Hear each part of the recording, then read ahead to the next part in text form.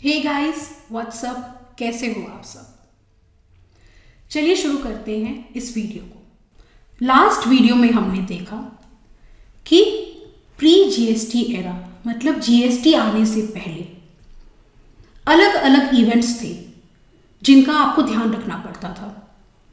अगर मैन्युफैक्चरिंग हुई तो उस पर लगती थी सेंट्रल एक्साइज ड्यूटी, सेल होती थी तो लगता था वैट या सीएसटी सेंट्रल सेल्स टैक्स, और जब सर्विस प्रोवाइड करवाई जाती थी तो उस पर लगता था सर्विस टैक्स।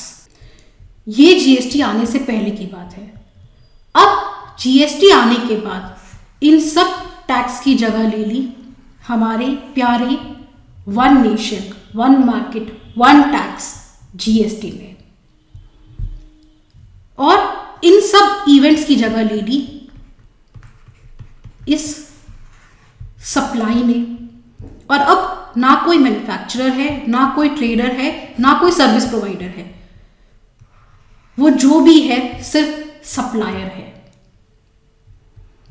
तो जीएसटी जो है वो बेशक गुड्स और सर्विसेज पे लगता है, लेकिन गुड्स और सर्विसेज अगर चुपचाप पड़े हैं, एक कोने में चुपचाप बैठे हैं, तो उन पे जीएसटी लग जाएगा?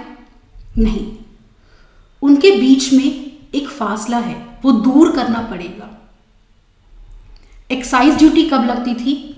जब मैन्युफैक्चरिंग होती थी। वैट कब लगता था? जब सेल होती थी।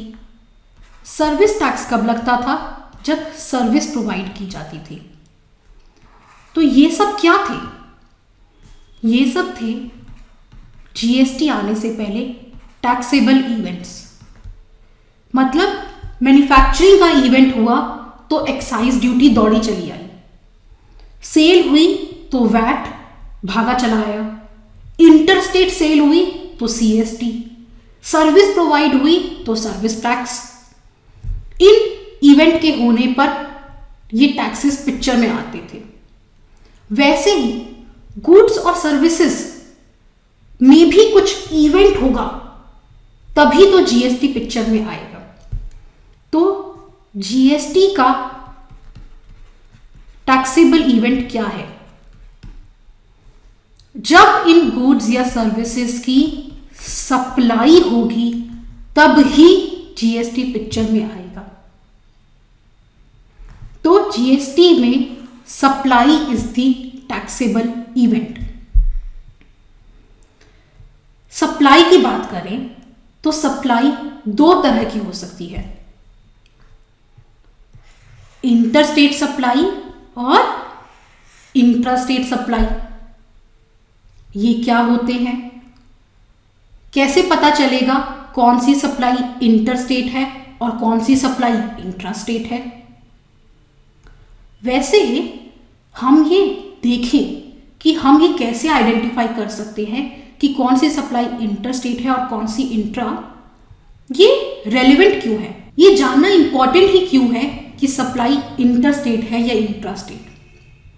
एक्चुअली जब इंट्रास्टेट सप्लाई होगी तो वहां लगेगा सीजीएसटी और एसजीएसटी।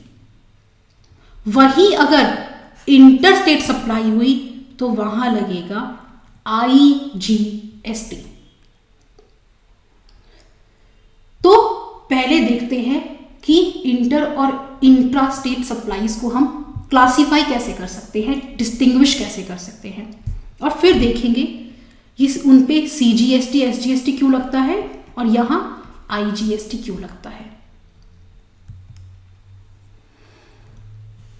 अगर एक सप्लाई वेस्ट बंगाल से वेस्ट बंगाल में ही हुई तो उस सप्लाई का ओरिजिन और डेस्टिनेशन क्या है? सेम है। ओरिजिन और डेस्टिनेशन दोनों ही वेस्ट बंगाल है। तो जहां ओरिजिन और डेस्टिनेशन सेम प्लेस हो उसे हम कहते हैं इंट्रा स्टेट सप्लाई। सिमिलरली अगर सप्लाई चंडीगढ़ से चंडीगढ़ में हो, चंडीगढ़ क्या है? एक यूनियन टेरिटरी है, पर यहां भी ओरिजिन और डेस्टिनेशन सेम है। चंडीगढ़ से चंडीगढ़ में ही सप्लाई हो रही है, तो ये भी कैसी सप्लाई है? Intra supply. जब ओरिजिन और डेस्टिनेशन या तो सेम स्टेट में हो या फिर सेम यूनियन टेरिटरी में, मतलब या तो वो सेम स्टेट में हो या सेम यूनियन टेरिटरी में हो, उन्हें कहेंगे इंट्रा स्टेट सप्लाई। तो आपके लिए जो वर्ड इंपॉर्टेंट है वो है सेम। ओरिजिन और डेस्टिनेशन सेम जगह पर, सेम जगह है, सेम प्लेस है, तो वो है इंट्रा। वैसे ही अब इसका अपोजिट, अगर ओरिजिन और डेस्टिनेशन डिफरेंट जगह होंगे, डिफरेंट प्लेसेस होंगे, तो वो होगी हमारी इंटर स्टेट सप्लाई। जैसे कि वेस्ट बंगाल से सप्लाई हुई उत्तर प्रदेश में, origin waste Bengal, destination Uttar Pradesh, different है, तो ये है inter state supply. Uttar Pradesh से चंडीगढ़ जो एक यूनियन टेरिटरी है वहां हुई, तो भी ओरिजिन और डेस्टिनेशन अलग अलग जगह है। चंडीगढ़ से लद्दाख दोनों यूनियन टेरिटरीज हैं, लेकिन फिर भी चंडीगढ़ और लक्षद्वीप अलग अलग यूनियन टेरिटरीज हैं। यहां पर चंडीगढ़ से चंडीगढ़ में सप्लाई हो रही थी, सेम यूटी थी, यहां अलग अलग यूनियन टेरिटरीज हैं, ओरिजिन और डेस्टिनेशन की प्लेस अलग अलग है। तो इन केसेस में हम कहते हैं इसे inter state supply. So when origin and destination are in two different states में हो, जैसे कि वेस्ट बंगाल और Uttar Pradesh, two different states, या फिर डिफरेंट यूनियन टेरिटरीज में हो। यूनियन टेरिटरीज यहां कहां? यूनियन टेरिटरीज जैसे चंडीगढ़ और Lakshadweep, two different union territories, या फिर स्टेट और यूनियन टेरिटरी में हो। यहां पे उत्तर प्रदेश स्टेट है और चंडीगढ़ यूनियन टेरिटरी, तो स्टेट और यूनियन टेरिटरी। तो हमें एक सिंपल प्रिंसिपल याद रखना है, ओरिजिन और डेस्टिनेशन सप्लाई का जब सेम प्लेस हो तो वो है इंट्रा। ओरिजिन और डेस्टिनेशन सप्लाई का डिफरेंट प्लेस हो तो वो है इंटर। ओके, अब वेस्ट बंगाल से वेस्ट बंगाल में सप्लाई हो रही है, ओरिजिन क्या है? वेस्ट बंगाल, डेस्टिनेशन क्या है? वेस्ट बंगाल, सेम, तो ये कैसी सप्लाई है? इंट्रा। मान लेते हैं उस सप्लाई की वैल्यू है 1000 और जीएसटी का रेट है 18%, तो इस सप्लाई पर लगेगा सीजीएसटी और एसजीएसटी, सेंट्रल जीएसटी और state GST, S for state, C for centre. CGST at the rate of 9%, मतलब 1000 रुपये का 9%, 90 रुपीज़। एसजीएसटी भी 90 रुपीज़। तो ये जो सीजीएसटी, सेंट्रल जीएसटी कंपोनेंट है, वो चला जाएगा मोदी सरकार के पास। ये जो स्टेट जीएसटी का कंपोनेंट है, आप सोचिए किसके पास जाएगा? एक ही स्टेट इन्वॉल्व है यहां पर, कौन सी? वेस्ट बंगाल, तो वो चला जाएगा वेस्ट बंगाल सरकार के पास। मतलब सेंटर और स्टेट को, दोनों को बराबर बराबर उस जीएसटी का अपना अपना कंपोनेंट मिल गया। इसमें तो आई होप कोई प्रॉब्लम नहीं है। अब बात करते हैं इंटर स्टेट सप्लाई की। ओरिजिन वेस्ट बंगाल में, डेस्टिनेशन उत्तर प्रदेश में, दोनों डिफरेंट डिफरेंट प्लेसेस पर। तो यहां क्या होगा? एक्ट में क्या लिखा है उसे भूल जाइए। हम खुद से सोचते हैं कि पहले तो लॉजिकली होना क्या चाहिए। ये बात हमेशा याद रखना, जीएसटी पहले की प्रॉब्लम्स को सॉल्व करने के लिए आया है। ओके, अब मान लेते हैं इस इंटर स्टेट सप्लाई पर भी सीजीएसटी और एसजीएसटी वैसे ही लग रही हैं। तो सीजीएसटी का जो कंपोनेंट है 90 रुपये, वो तो सेंटर को चले जाएंगे, लेकिन ये जो एसजीएसटी स्टेट जीएसटी का कंपोनेंट है वो किसको जाएगा? वेस्ट बंगाल सरकार को या उत्तर प्रदेश सरकार को?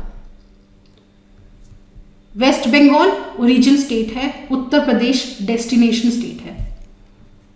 यहां जीएसटी किसको जाएगा?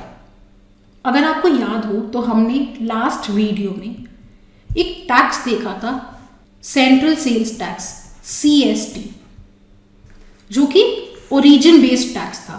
मतलब यहां यूपी के डीलर ने वेस्ट बंगाल से जूट खरीदा, इंटर स्टेट सेल, तो ये लगा सीएसटी, लेकिन ये ओरिजिनेटिंग स्टेट मतलब ममता बनर्जी को चला गया। यहां उड़ीसा के एक डीलर ने यूपी से बैग्स खरीदे, इंटर स्टेट सेल, तो यहां भी लगेगा सीएसटी, लेकिन वो फिर ओरिजिनेटिंग स्टेट पे चला जाएगा। यहां उन बैग्स में भरकर जब चावल बेचे गए और महाराष्ट्र के कंज्यूमर ने उसे खरीदा, तो इंटर स्टेट सेल सीएसटी, लेकिन ओरिजिनेटिंग स्टेट के पास, मतलब नवीन पटनायक जी के पास। अब यहां पर जो ये 3 बार सीएसटी लगा, इसका पूरा बर्डन पड़ रहा था महाराष्ट्र के कंज्यूमर पर। इस टैक्स का क्रेडिट पास ऑन करने का कोई मैकेनिज्म भी नहीं था। तो सेम प्रॉब्लम तो हम जीएसटी में नहीं चाहेंगे। अगर सप्लाई वेस्ट बंगाल से उत्तर प्रदेश हो रही है तो हम ऑब्वियसली चाहेंगे कि टैक्स यूपी गवर्नमेंट के पास पहुंचे। Indirect tax destination based principle को फॉलो करे ये जीएसटी, लेकिन ये यूपी गवर्नमेंट तक पहुंचाए कैसे?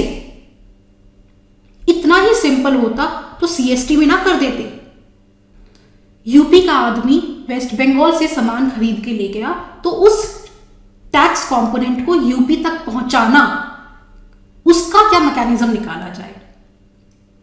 अब जीएसटी आया है तो उसको उस प्रॉब्लम का सॉल्यूशन तो निकालना है। तो वहां पर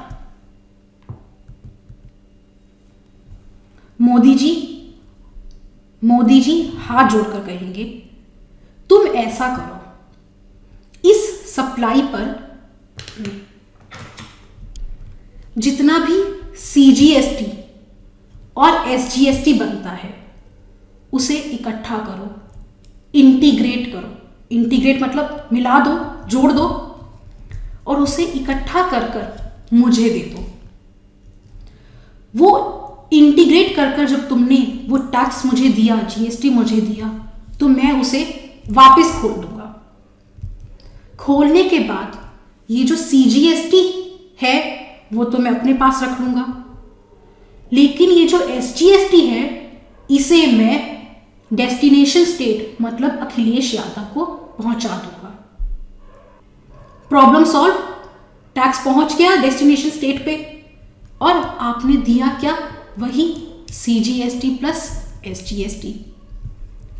तो ये जो आईजीएसटी है मतलब इंटीग्रेटेड जीएसटी है, वो और कुछ नहीं, सीजीएसटी और एसजीएसटी का टोटल ही है। वो ये 90 + 90 180 रुपये ही है जो हमने मोदी सरकार को दे दिए। मोदी जी ने 90 रुपये जो सीजीएसटी कंपोनेंट था वो तो अपने पास रख लिया, और ये जो एसजीएसटी कंपोनेंट है 90 रुपये का, उसे डेस्टिनेशन स्टेट को पहुंचा दिया। तो क्या ये कहना ठीक रहेगा कि GST is a destination based tax? और हमने सीएसटी की प्रॉब्लम को भी सॉल्व कर दिया। ऑल्सो ये IGST is a wash out tax. मतलब क्या है आईजीएसटी? ये तो सीजीएसटी और एसजीएसटी हैं, आपने इन्हें इकट्ठा किया, इंटीग्रेट किया और पकड़ा दिया। आईजीएसटी कहाँ है?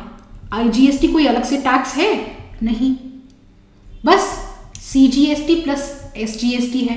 सीजीएसटी सेंटर के पास रह गया, एसजीएसटी स्टेट के पास चला गया। तो आईजीएसटी कुछ नहीं है, it is a nothing but a wash out tax. ये वॉश हो जाता है। सिर्फ इंटरस्टेट सप्लाई पर सरकार आईजीएसटी लेती है और बाद में उसमें से सीजीएसटी कंपोनेंट सेंटर को और एसजीएसटी कंपोनेंट स्टेट को। अब यूनियन टेरिटरी की बात करते हैं। चंडीगढ़ एक यूनियन टेरिटरी है। यहाँ चंडीगढ़ से चंडीगढ़ में सप्लाई हो रही है। ये इंटर सप्लाई है या इंट्रा स्टेट सप्लाई है? ओरिजिन और डेस्टिनेशन सेम है या डिफरेंट है? सेम है। सेम है ना? तो ये इंट्रा सप्लाई है। इंट्रा सप्लाई पे हम क्या लगाते हैं? हम लगाते हैं सीजीएसटी और एसजीएसटी। लेकिन ये एसजीएसटी तो स्टेट जीएसटी है ना? क्या यहां पर कोई स्टेट इन्वॉल्व है? नहीं, यहां तो हम यूनियन टेरिटरी की बात कर रहे हैं। तो इस केस में ये एसजीएसटी तो लग नहीं सकता। तो ये यूनियन टेरिटरी के केस में ये कैसे वर्क करेगा? चलिए समझते हैं। मोदी जी ने, सेंटर ने सीजीएसटी एक्ट बनाया जो एक मॉडल लॉ था। स्टेट्स ने उसे फॉलो करते हुए हूबहू आइडेंटिकल स्टेट जीएसटी एक्ट्स पास कर दिए। सेंटर हो या स्टेट कोई भी हो, टैक्स लगाने के लिए एक्ट तो बनाना पड़ेगा, लॉ पास करनी पड़ेगी। Article 265 of the constitution. तो सीजीएसटी मॉडल पर हूबहू स्टेट्स गवर्नमेंट ने एसजीएसटी एक्ट्स पास कर दिए। लेकिन यूनियन टेरिटरी का काम कौन करेगा? कुछ यूनियन टेरिटरीज है जहां पर लेजिस्लेचर है,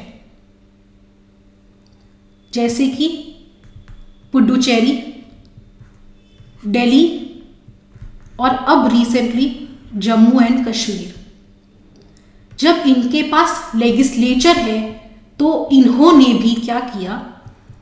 अपना एसजीएसटी एक्ट बना दिया सीजीएसटी के मॉडल पर।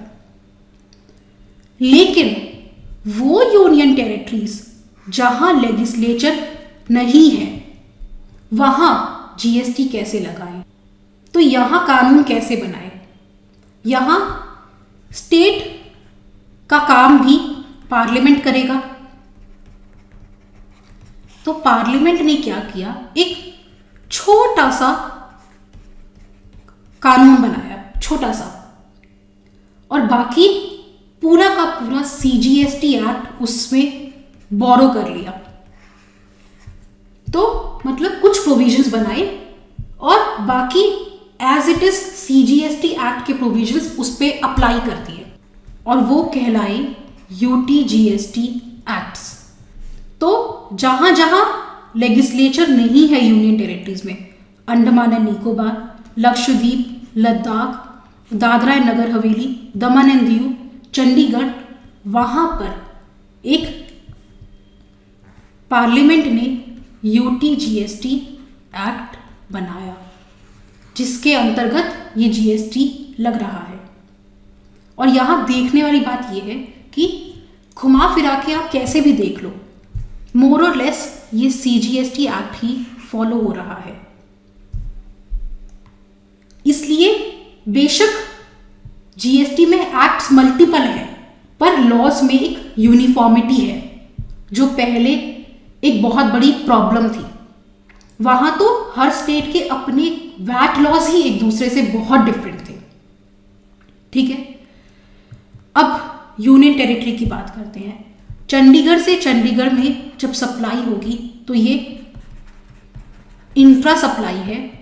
यहां एक लगेगा CGST और SGST की जगह लगेगा UTGST। तो यूनियन टेरिटरीज तो बहुत क्लियर है, अंडमान, लक्षद्वीप, लद्दाख, दादरा एंड नगर हवेली, दमन दीव और चंडीगढ़, ये 6 यूनियन टेरिटरीज हैं। लेकिन दिल्ली, पुडुचेरी, जम्मू कश्मीर, ये बेशक यूनियन टेरिटरीज हैं, लेकिन इनके पास अपना लेजिस्लेचर है और CGST एक्ट क्लियरली कहता है कि वो यूनियन टेरिटरीज जिनके पास लेजिस्लेचर है वो स्टेट की डेफिनेशन में ही आएंगे। तो ये हुए डीम्ड स्टेट, और बाकी रह गई जो स्टेट्स हैं। पहले एक्चुअली जम्मू और कश्मीर भी इसमें आता था, तो 29 स्टेट्स थे। लेकिन आपको पता होगा जब ये आर्टिकल 370 पास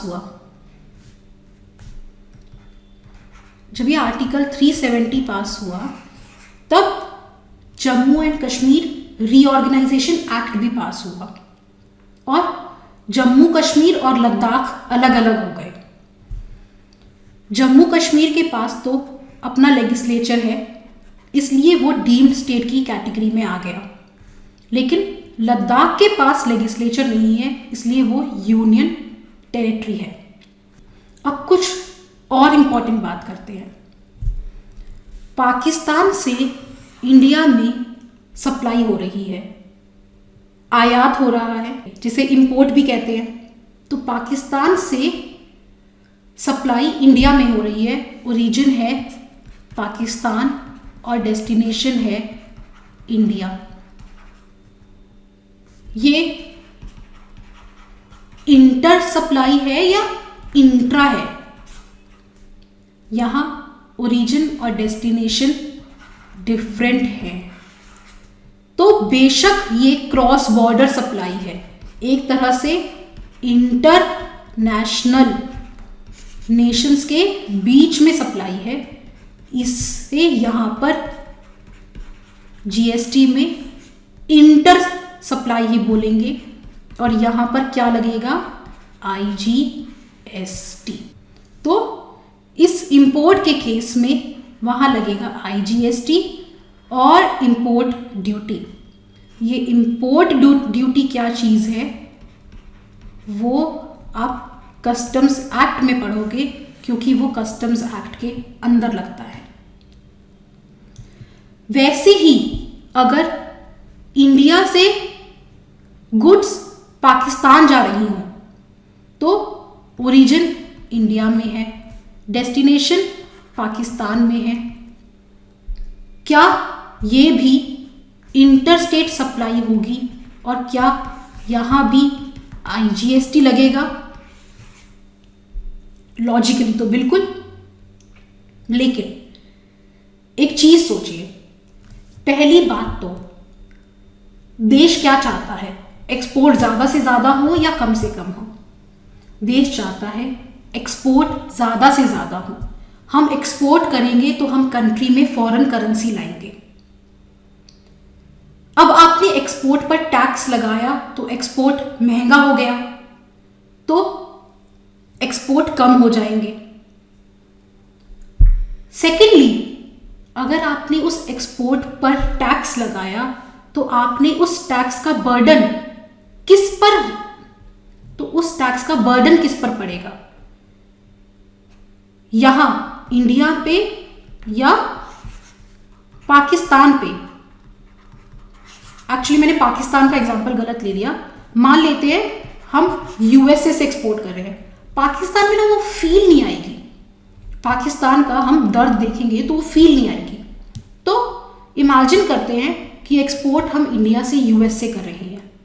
अगर हमने उस एक्सपोर्ट पर इंडिया से जो यूएस से हो रहा है वहाँ टैक्स लगाया तो वो टैक्स का बर्डन तो अल्टीमेटली यूएसए पे शिफ्ट हो जाएगा, और टैक्स का पैसा है इंडिया के पास। अब इंडिया जाए यूएसए को पैसा दे कि लो जी ये इनडायरेक्ट टैक्स है, बर्डन आप पर पड़ा था, आप इसे अपने देश के वेलफेयर में खर्च कर लो। What is this logic?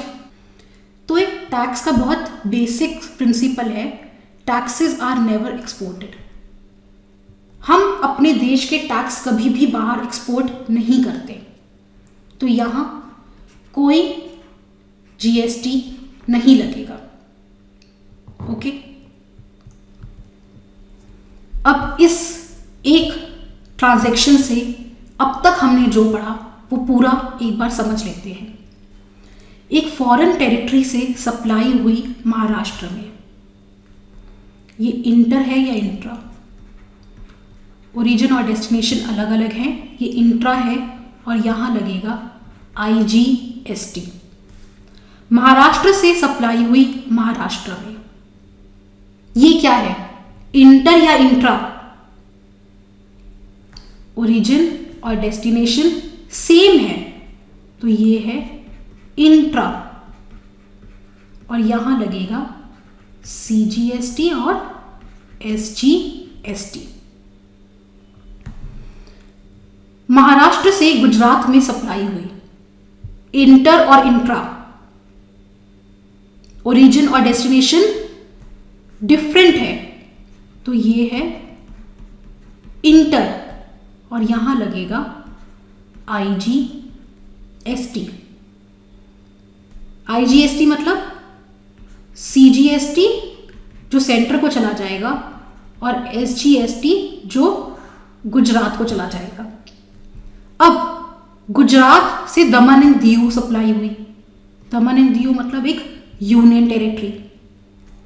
Origin और डेस्टिनेशन, पहला स्टेप ये देखो, ओरिजिन और डेस्टिनेशन सेम है या डिफरेंट है? डिफरेंट है तो यहां लगा ये इंटर है और यहां लगा IGST। अब दमन एंड दीव से दमन एंड दीव में सप्लाई हो रही है, इंटर और इंट्रा सेम ही है भाई, ओरिजिन और डेस्टिनेशन तो इंट्रा। अब यहां क्या लगेगा, CGST और SGST। अरे मैंने जानबूझ के गलत किया है, आई वॉज जस्ट चेकिंग कि आप अवेयर हो कि नहीं। यहां SGST नहीं लगेगा, यहां लगेगा UTGST।